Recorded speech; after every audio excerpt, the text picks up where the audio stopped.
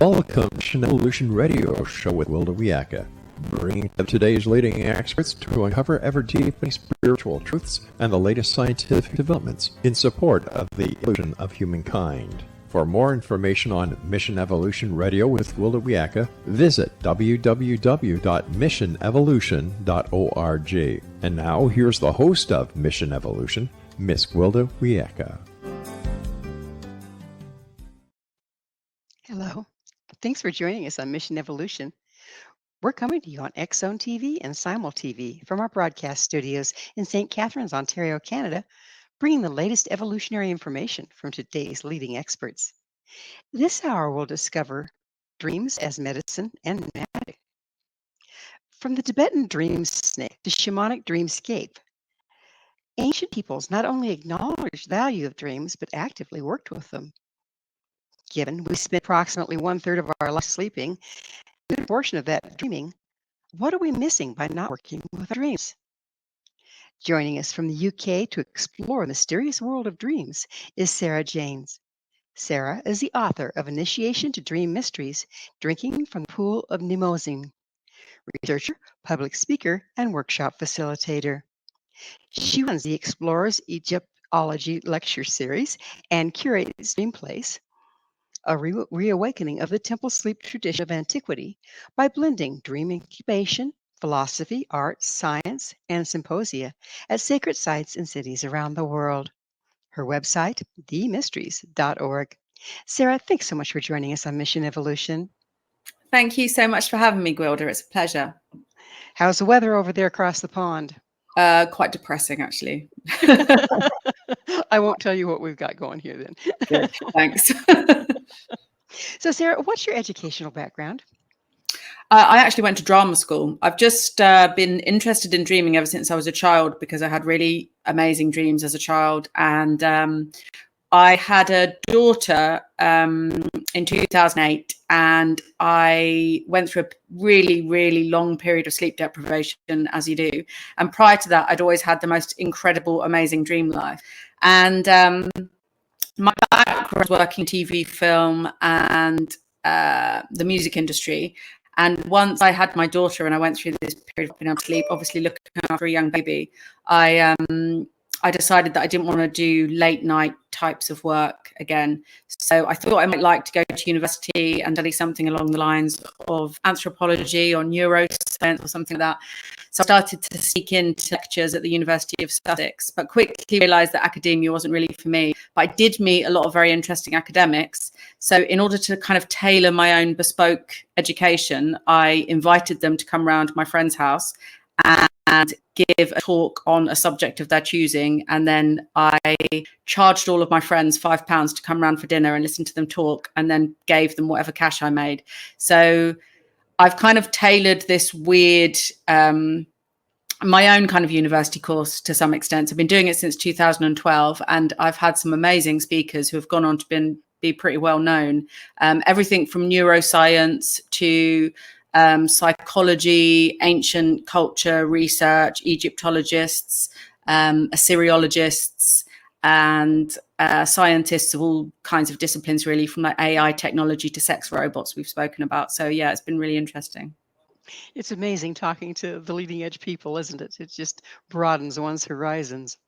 Yeah, absolutely. And I think in the context or in that environment of taking people out of lecture halls and universities where they're used to kind of delivering their material in perhaps a way that's quite sort of rigidly controlled as well through the institutions. When you meet some of these people in a more kind of relaxed kind of setting with a few glasses of wine, you get quite a different impression and picture quite often. So I had Professor of Neuroscience, Anil Seth, come to speak at my club as one of the first speakers, and he spoke about the science of consciousness. And he's gone on to produce like a very successful best-selling book, Being You. So these, academics, I always worked with bands prior to that. So I always worked with a lot of American psychedelic bands, and it's a lot easier to organize one person to come and speak to a room full of people than a whole band to perform at a venue. So I really enjoyed it, and I've learned so much as well. And because you are getting these kind of first-hand interactions with people as well. It means that you can ask your own questions. So rather than looking at things online or reading their books, having them in front of you, having read their book, being able to ask them the questions that you want to ask is absolutely amazing. Great opportunity. I can imagine. I can imagine. So your bio says you're a researcher. Mm-hmm. What do you research? Predominantly at the moment, it's ancient incubation cults in ancient Greece. Really, is what I'm most interested in. My book is a sort of history of the dream being considered a form of magic and medicine, mainly in the Western esoteric tradition. So I'm interested in traditions around the world, but the Western esoteric tradition, the history of Anatolia through the ancient Near East, Egypt and Greece is what really interests me, because I feel that that's my heritage. You know, that's our sort of ancestral wisdom in the West, is in Anatolia, in the ancient Near East, in Egypt and Greece. So that's something I've been fascinated with. And actually, one of my guests at my lecture club, Dr. David Luke, he spoke about lucid dreaming and about the existence of sleep temples to me for the first time in, I think, about 2012. And this just hugely inspired me, because it was this obvious marriage to me of ancient cultures and the power of sleeping and dreaming. So because I've always been fanatical about sleeping and dreaming, always had amazing lucid dreams, and they've been a preoccupation for my entire life. So I've read everything I can about dreaming since I was a child. This idea that there was this ancient cult of dreaming purposefully was really incredible and fantastic to me. So that started the ball rolling on me researching the ancient cultures of dream incubation, using dreaming as a spiritual practice, I guess. What is dream incubation? So obviously you do an egg. Yeah. Well, it's a bit like incubating your kind of and nurturing your dream to provide something that you want. So the simplest essence of dream incubation is going through any processes or rituals that help you get the dream that you want. So you might incubate a dream because you want to meet, in the ancient world, a particular god or goddess, or you might incubate a dream because you want a solution to a problem that you're facing and you can't think of it in your ordinary waking consciousness. Or so is it could be dream wish fulfillment as well. So is a dream incubation like setting your intent where you want your dreaming to go? It's a very strong intention, and in the ancient world that would usually involve like certain ritual practices to achieve that aim. So things like purification, fasting, making offerings to the gods, praying to the gods, and certain sort of psychodramatic techniques are employed in those temples as well, where, you know, the people working in the temples may dress up as the gods or goddesses, or they may perform some sort of rituals to invoke the gods. So in invoking the gods, do they invoke them then into the dream of the people that are in the temple? Yeah, exactly. So for the longest time, even in deepest Stone Age history, I would say, ancient people believed that dreams were this portal to the other world. And this other world was the realm in which deceased people went to once they died. I mean, I do think that dreaming encouraged some of the first ideas about religion, about this idea that there's an afterlife, because it's incredibly convincing evidence, really, for anyone who's ever had a dream that they've met a loved one, a deceased loved one in a dream. It's a really powerful, moving experience. And for ancient people, I think that would have been considered really strong evidence that you go somewhere when you die, and that this place is accessible through dreaming. So I know some of the ancient traditions, like the Aborigines, looked at it the other way around. They believe they dream this reality into being. Is there some form of dream incubation, if you will, that can then impact ordinary reality?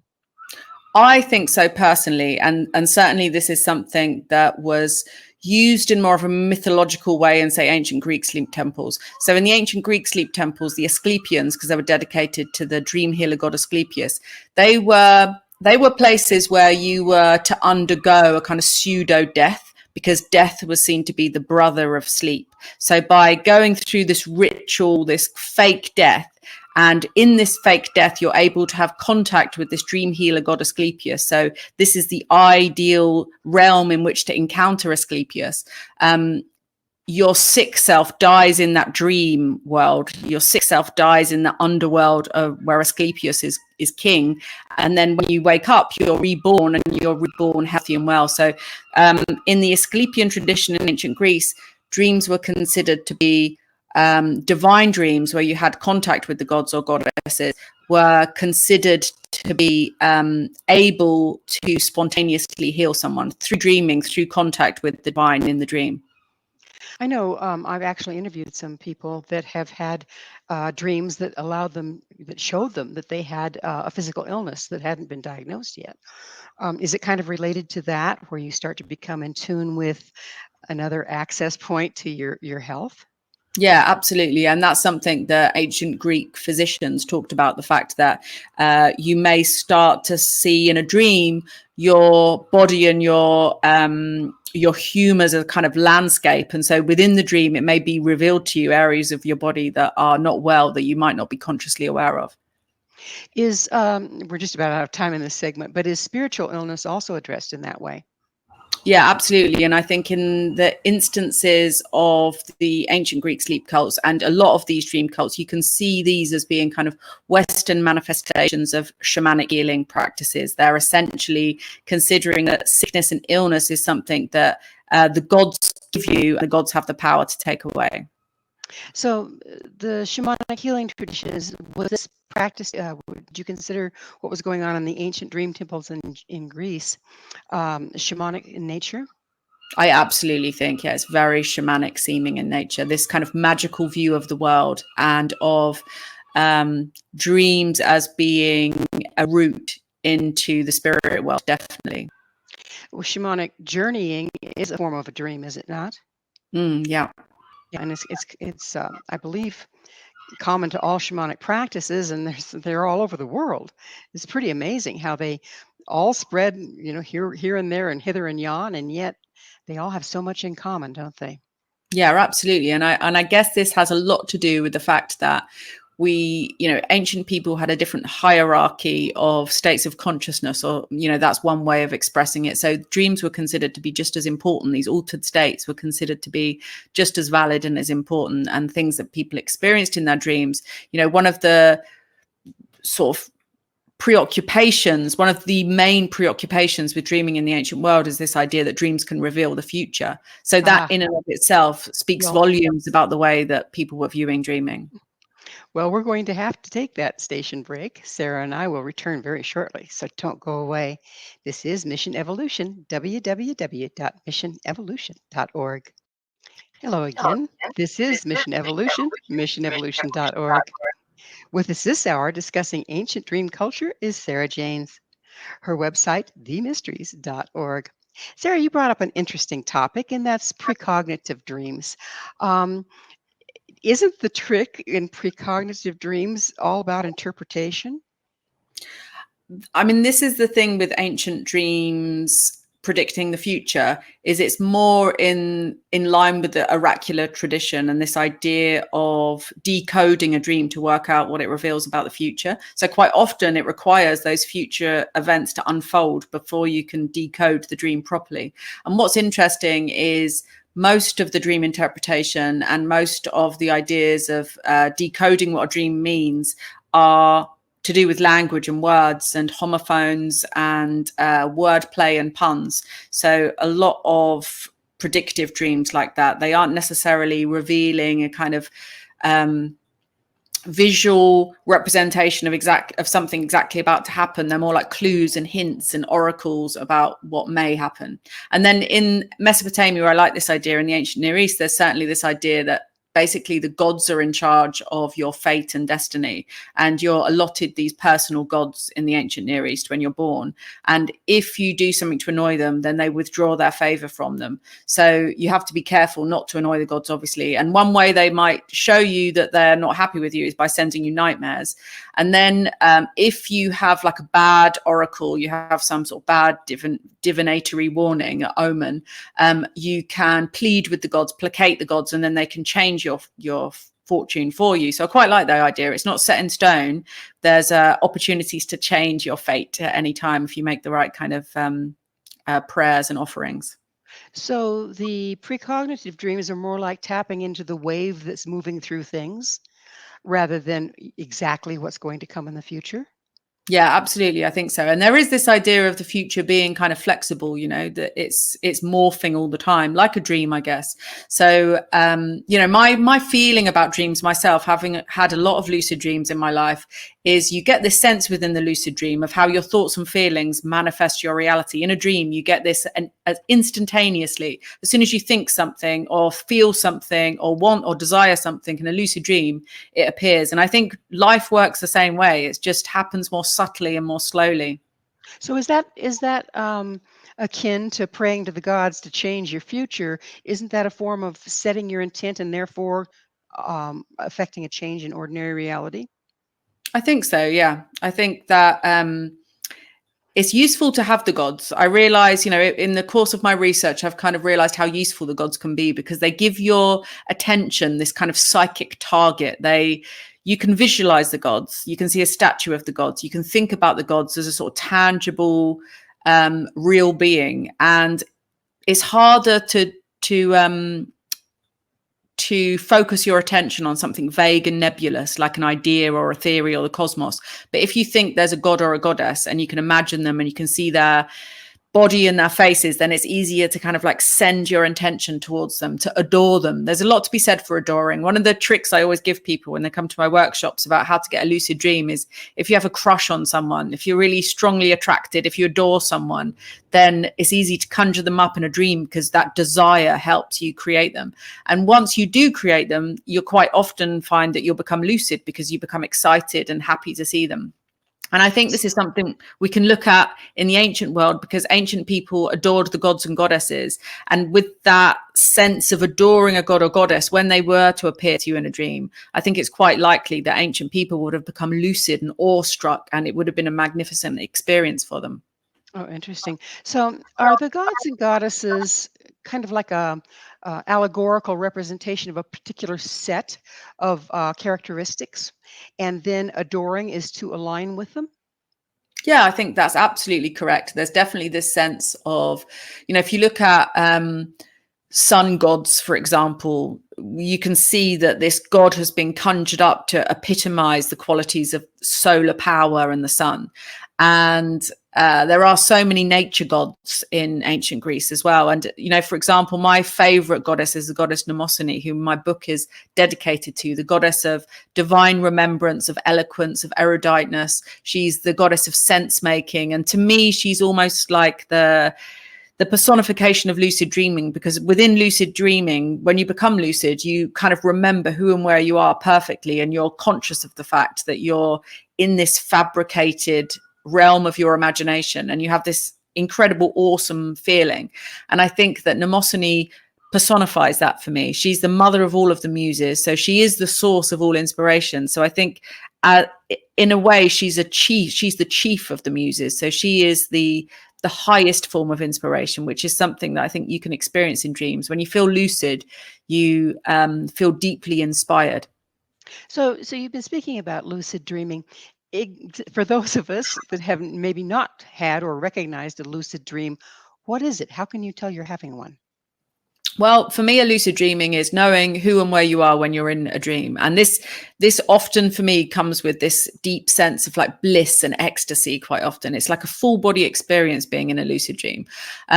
Scientifically speaking, neuropsychologically speaking, your frontal cortex is activated. So you're able to access self-critical thinking and self-reflection, critical thinking, and you just know who and where you are. The dream world is very sort of tangible and real feeling. Often people describe it as being more real feeling than ordinary waking reality.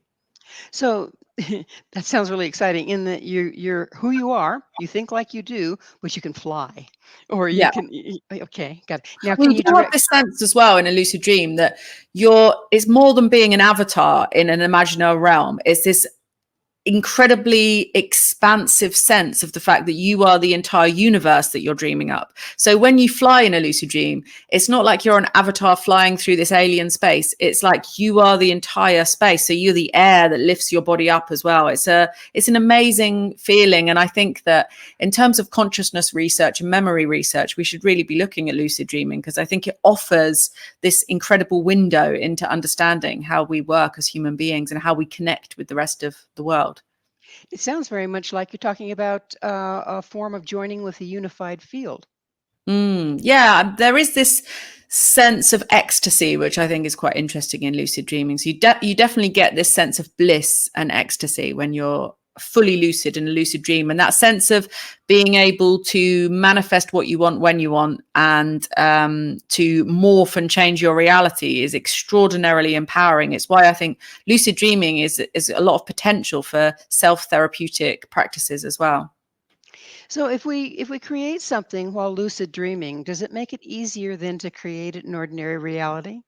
Oh, absolutely. I think lucid dreaming is this perfect realm to work magic, to manifest things that you want to happen in your real life. And the more you kind of conjure up your desires in the dream realm, the more likely you are to see these things happening in your waking reality. I mean, if you think about it, human beings really are just the stories they tell themselves. So we can change our lives in so many different ways. And often we get stuck in a rut and these things seem incredibly difficult. But lucid dreaming and really having wonderful dreams is a hugely enriching aspect of life. So some of us are more gifted than others as far as being able to access the dream realm, remember our dreams. Is there a way that we can develop this skill? Well, one of the kind of stock answers is always keep a dream journal. Like writing down your dreams really does help, because I think lucid dreaming is deeply entangled with memory. So any memory exercises you can do, any supplements, any nootropics that are good for cognitive function and memory can be really useful for lucid dreaming, like lion's mane, for example, is a useful one, and ginkgo biloba and things like this. Anything that improves the memory tends to improve dream recall. And then the more dreams you can remember, the more likely you are to become lucid as well. So I've also heard that the B vitamins, I think B6 in particular, Yeah. can be useful because neurologically it sharpens Yeah, I things think up. that's true as well. I always find that I have more potent lucid dreams after I've had a steak for dinner. I know some people that would really appreciate that advice. So if you're starting to have lucid dreams, are you able then to direct the dream itself? Yeah. So I think lucid dreaming is kind of a spectrum. So some lucid dreams, you can literally tear the fabric of that dream reality. Other lucid dreams, you're fully conscious within the dream, you know who you are, and yet you're not able to exert that much influence. So I think that it's less cut and dry and less black and white than it necessarily gets represented. And I think that there's a whole sort of palette of lucid dream type experiences you can have. So if we're lucid dreaming and we're working with dream incubation, can we find ourselves lucid dreaming around the topic or the people that we want to? Yeah, absolutely. So setting an intention, one thing I would say about trying to encourage lucid dreaming is just make a ritual out of going to bed every night. Or if you're really tired at the end of the day and you don't have a lot of headspace for creating this ritual, perhaps you can allot some times for afternoon naps, because afternoon naps quite often can be lucid, because we tend to have quite shallow sleep during afternoon naps. And quite often there is background noise or there's more light than we would normally experience. So afternoon naps can be really great. One thing I would recommend is yoga nidra can really help you to relax and to just be able to expand that hypnagogic experience. Because one of the best ways for me of having a lucid dream is when you practice what's called the wild technique, the wake-induced lucid dream, where you start thinking about a dream that you want to have, and you fall into that hypnagogic reverie as you're falling asleep, and you follow, like, I describe it like Alice falling down the rabbit hole. You just hold on to this sort of slight awareness of the fact of who and where you are, and you drift into a dream. And as you'll see, During hypnagogic reverie, quite often, if you're thinking about things or ideas or words pop into your heads, you'll notice that those things will flash up immediately. It's like you manifest them instantly. And so what happens when you drift through hypnagogia, you find yourself in the dream. And like in Alice in Wonderland, the dream world is like the corridor at the end of the rabbit hole. And then you're in this world, in this dream world. And if you can maintain an awareness of drifting off to sleep, that can really help. And isn't that we're just about out of time in this segment, but isn't that where we do access these kind of dreams, is when we're at that transition point between waking and sleeping? Yeah, I mean, lucid dreaming often occurs in the last portion of REM. So our brain and body does prioritize deep sleep because we need this for cellular regeneration, for processes of homeostasis, for all of these kind of recalibrating processes that keep us healthy and well. Deep sleep is absolutely vital. So what we find is, we have these kind of bundles of REM throughout the night, and that last 90 minutes before we wake up for the day, that tends to be where most lucid dreaming will occur. So it's when we've had our deep sleep, when we've got these shorter cycles of REM out of the way, and we start to have more longer, luxurious cycles of REM. This is why not looking at your phone when you wake up is so important. It's time for that station break. Okay. We will continue, so you stay right there. This is Mission Evolution, missionevolution.org. Hi there. This is Mission Evolution, missionevolution.org. Our guest this hour is Sarah Janes. Her website, themysteries.org. Sarah, we mentioned earlier that sometimes dreaming can be like being in the unified field, particularly lucid dreaming, which begs the question, can we meet other people in our dreams and work with them while we're asleep? I would say yes to that, but that's just my own personal experience of meeting people that I know in dreams, and acknowledging that we've both seen each other and confirming that we've seen each other in dreams. So, and there are lots of anecdotal reports of people encountering people they know in dreams and having these shared experiences. So what would be the purpose of that? Is it something that you've set up ahead of time, or when you just suddenly find that happening? What's the purpose? What's really going on there? I think that's something that can be really validating, because for me as a child, having these kind of dreams was incredibly validating and interesting, and made me question reality and made me question what I was told in school about the nature of reality. So that was my kind of introduction into this idea that there is something beyond our individual kind of experience of life as individual beings, that there's some interconnectedness occurring there. And I think that this interconnectedness can occur in the dream state quite often. Do you think the interconnectedness is also promoted in ancient times by worshiping the same gods and goddesses as one went into dream incubation? Yeah, I like this idea that you were mentioning earlier about, when you're adoring a god and this god has certain qualities and everyone's getting high together on this feeling of adoration, that they somehow, I think they unify in this sense that they have in their bodies and minds of just adoring. I went to my local church recently, and I got this real sense standing in the audience there that when people were having this kind of ecstatic experience listening to music, that they were kind of joining up vibrationally in a feeling sense. They were just lifted up by that sense of adoration as an audience.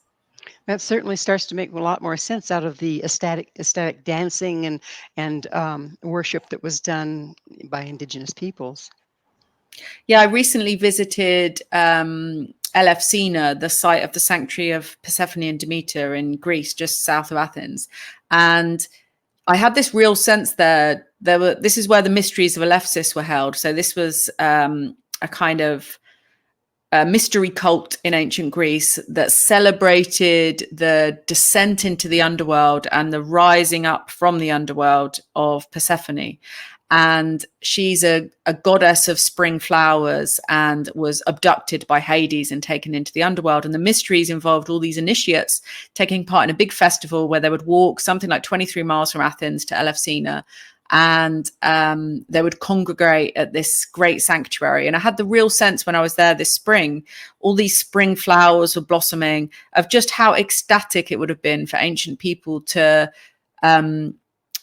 to feel themselves in spring into this kind of blossoming, amazing, they called it the sacred orgies, the mysteries of Alephsis, because I think there was this orgiastic appreciation for life and abundance and fecundity when the crops would start to grow again, when the flowers would grow again, when it would warm and it became just pleasant and beautiful. So let's talk about daydreams a little bit. We talked about how dreams can be precognizant, and I've had other people, express to me times when they were having a daydream, only to have it take place right there afterwards. Where do daydreams play in with this? It depends on the nature of the daydream, really. I mean, I used to daydream a lot when I was a kid, and I guess they were sort of hypnagogic types of experiences.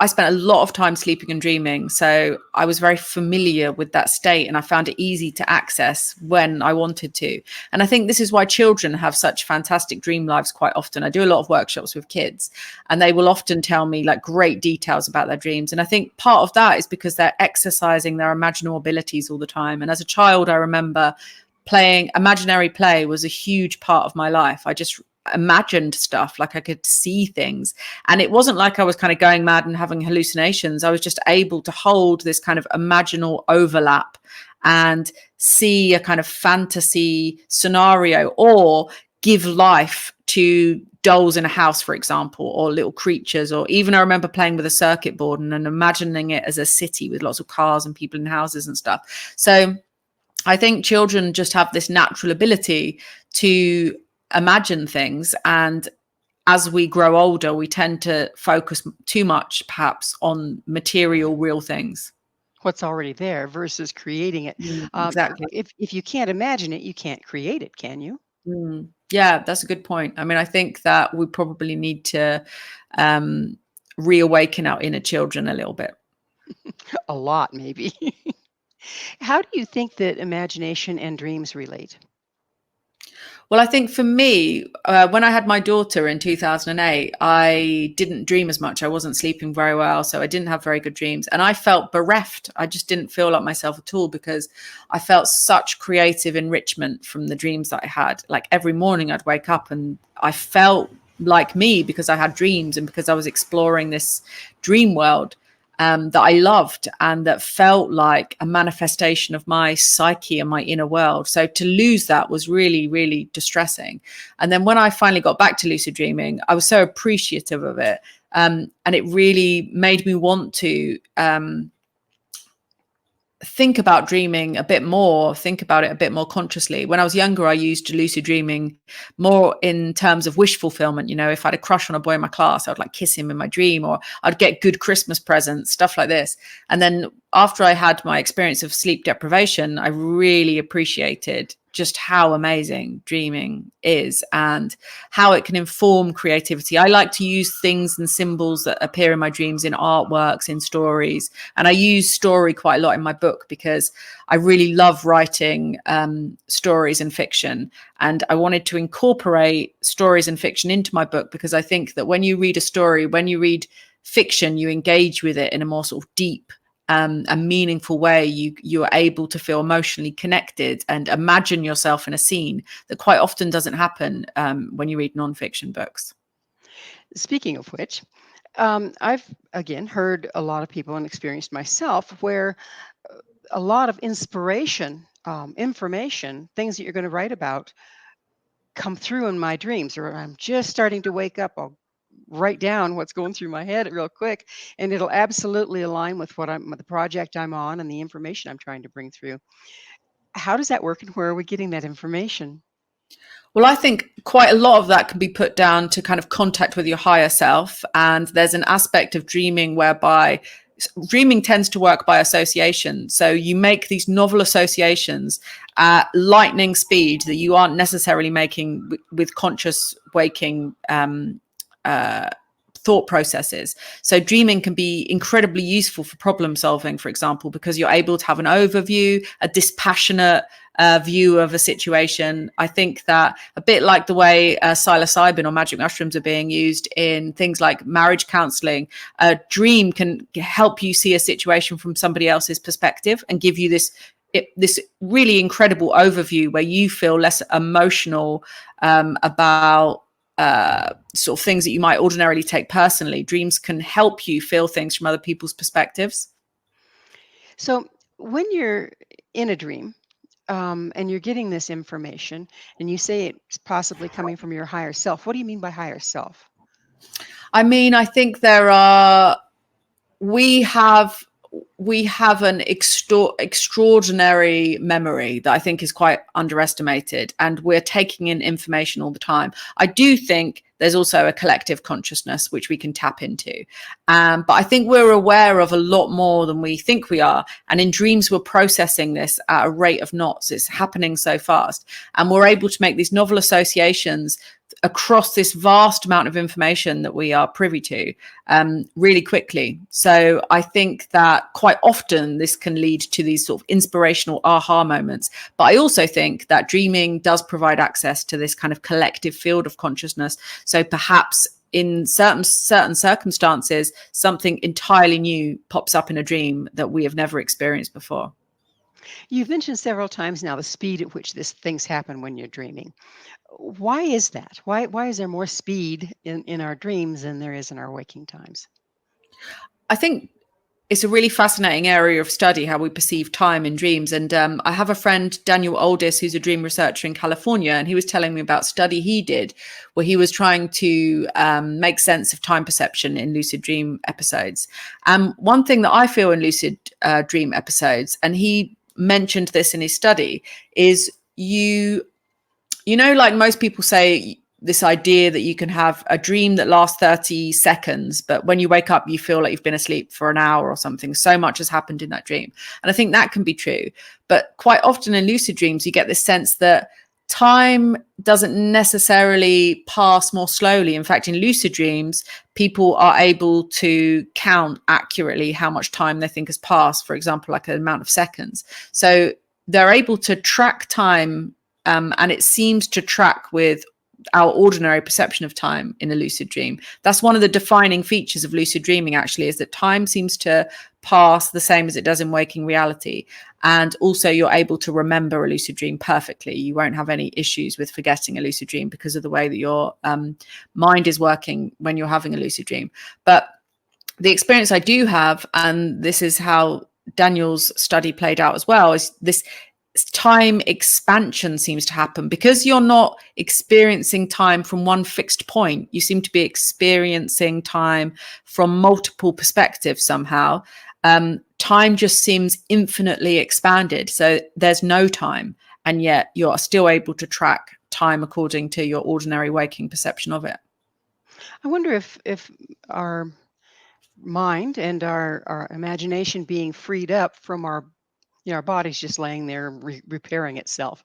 So it's not demanding that much of our attention. I wonder if being freed up from the bodily experience helps with that. Yeah, I think you could be onto something there. I think that's true. And I think another thing in terms of the body and dreaming is, this is one of the things I don't understand with regards to the study of consciousness, even in taking the most materialist, reductionist view possible, that consciousness resides in the brain. That's ridiculous, because the brain is just part of our body and our organism. So even the most materialist, reductionist tests of consciousness should be scanning the entire human organism, because it doesn't make sense to just look at the brain. I've always found that really peculiar. And I think with regards to dreaming, we're also experiencing the world in a different way. We're having this like full body experience. As you say, we're paralyzed when we're sleeping and dreaming. So we aren't able to move our bodies. The only things that move are our eyes, and we're obviously still breathing. And I think you can make tiny micro movements in your fingertips. It's that time again for another station identification here. So please stay with us. Sarah and I will continue to explore the hidden power of dreams. This is Mission Evolution. www.missionevolution.org. Welcome back. This is Mission Evolution, missionevolution.org. This hour, our expert guest is Sarah Janes. Her website, themysteries.org. Sarah, I know we've danced around it and spoke of it a little bit, but let's go a little deeper into dreaming and healing and how dreams can be healing. Well, that's very interesting, isn't it? That's something that I'm particularly interested in, looking at all of the research from especially ancient Greek sleep temples, where this is really well documented. They were apparently successfully healing people in dreams throughout 2,000 years.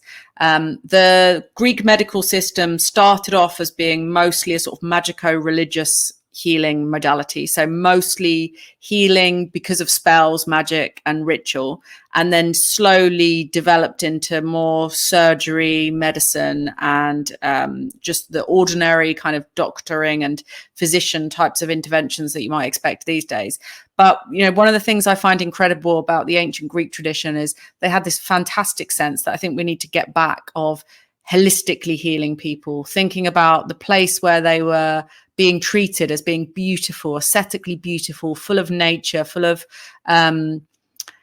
beauty and trees and flowers and pure water and springs and all these kinds of things. I think we need to bring back into modern healthcare, because I think there's a sense that I certainly get from looking at ancient Greek ideas about healing, that there was this idea that people could be healed by harmony, by beauty, and by contact with nature.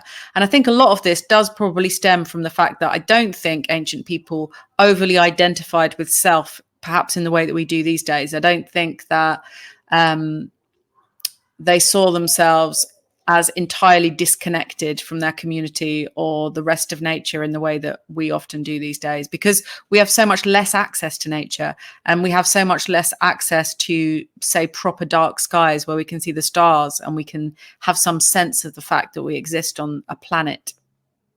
It's our great loss, isn't it? Because there's a certain amount of balance that our body needs. I mean, our body came from this world, right? And then we separate it from it, to our great detriment, I would think. Is that what you're talking about? Yeah, absolutely. I think that I was just watching some Studio Ghibli films with my daughter recently, and they really kind of they really celebrate the beauty of nature in these films, and you get this incredible sense of how awe-inspiring nature is. When I think about the most awestruck I've ever been in life, it's always in nature, looking at like incredible vistas, looking at the stars, looking at sweeping valleys, or just magnificent sunrises and things like this. And I think our culture is sort of accidentally depriving us of these things. And something like the night sky, you know, the deeper I dug into my research in terms of the roots of these sort of ideas of spiritual healing and divine healing in dreams and gods and goddesses associated with dreaming, the more I realized that these beings all came from the stars, because people just adored the stars. People believed the stars were gods and goddesses, and the planets were gods and goddesses, and they were the ones influencing life on Earth. And I think because of the fact that we have so much light pollution these days and we are addicted to devices, we don't recognize the fact that we exist on a planet in the middle of the cosmos enough. And these kinds of things are enough to make you realize that your life is insignificant in terms of the universe, but also extraordinarily fortuitous that you exist at all. So, how does dreaming then relate to reconnecting with the natural world?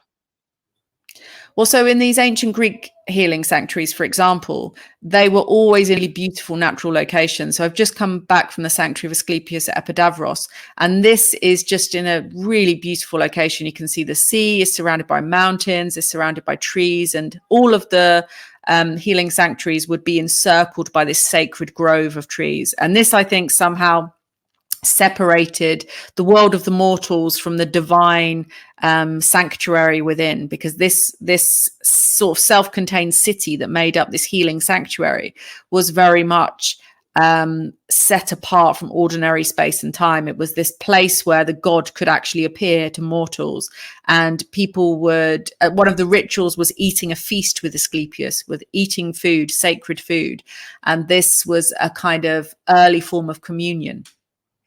Oh, isn't that interesting? I hadn't put that together at all. So let's get into a little bit into the magic portion of dreaming. You talked about rituals. How does magic play into dreaming? For me, dreaming is a tool for making contact with something that is greater than yourself, and having the ability in that expanded dream state to comprehend it, to actually comprehend the magnitude of something cosmic and vast, that your ordinary waking consciousness exists on a much more narrow bandwidth, I think. I mean, even looking at dreams in terms of them as a visual experience, I find it quite interesting, because within dreams, you have kind of 20/20 vision, you have this omnipotence. So I think in a dream, you have this ability to absorb much more information somehow. So I think that in itself can be really powerful. And as we mentioned, I think that dreaming is this incredibly useful tool for manifesting things that you want to come into your life, because it gives you an opportunity to practice manifestation and to sort of fine tune and curate your experience of the world and bring people that you want into your world and things like this as well. And then in terms of ancient practices, dreaming was something that could reveal the future. It could reveal the solution to a problem. It had a lot of different magical applications, and it was kind of the primary form of magic in some ways in the ancient world as well, because it was certainly the kind of premier divinatory method, and was used to work out courses of action, successful courses of action quite often. Amazing. We've reached that point in the show, Sarah, when I have to ask you, what is your mission? My mission is to reactivate an interest and love of dreaming, to improve healthcare and culture. I think culture is vitally important, and we're really, really missing culture. We need a rich culture. I think it's vitally important for human beings to love the world and to love one another, and we achieve these things through culture. Yeah, it's a beautiful mission, because we have segregated ourselves to the point that I think we're all suffering for it. So, what do you think? How do you see our technology in our modern world impacting our dreaming and our ability to dream and use our dreams?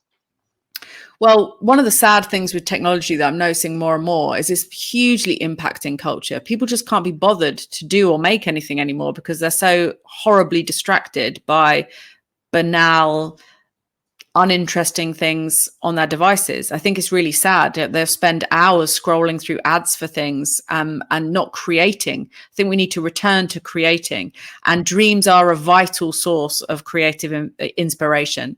So I think that if we can get back to dreaming, then we can be inspired to create things in the world that will inspire other people. I actually do think that virtual reality and the way that technology is moving might accidentally end up encouraging lucid dreaming, because the way that we engage with tech and devices at the moment is all on flat screens, or for the most part is on flat screens and scrolling. And virtual reality does involve looking into a sort of 3D imaginal space, much like a dream does. So I actually think that there's been this unhealthy entrainment of looking at flat screens and devices and scrolling rapidly up and down.